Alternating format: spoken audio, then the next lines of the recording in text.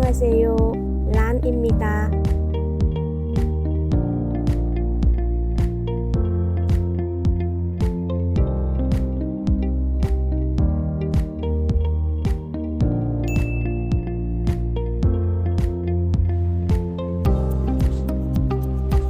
Villa hoa vàng 12 triệu một tháng,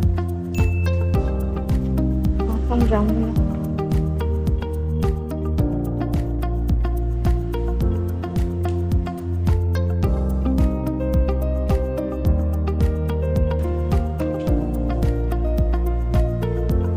Bao gồm điện nước hết rồi đúng không chị?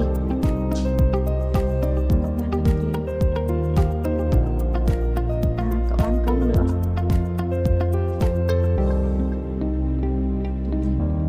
Bên đây cũng có nhiều đồ ăn uống không chị? Nhiều quán ăn ngon. Dạ.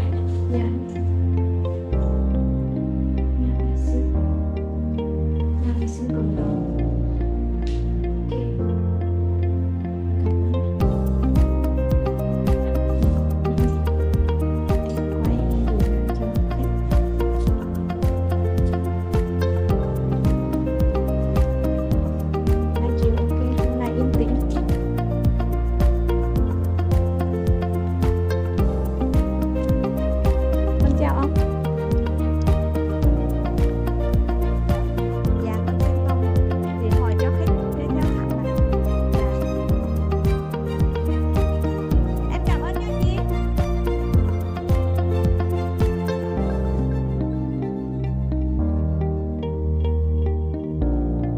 Có cho thuê không ạ? Xe đạp miễn phí. Có dịch vụ giặt ủi.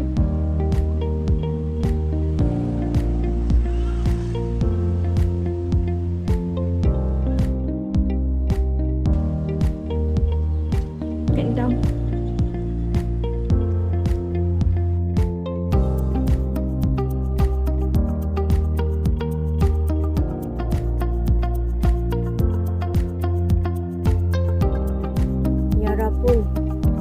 Bây giờ bạn đang ở đâu?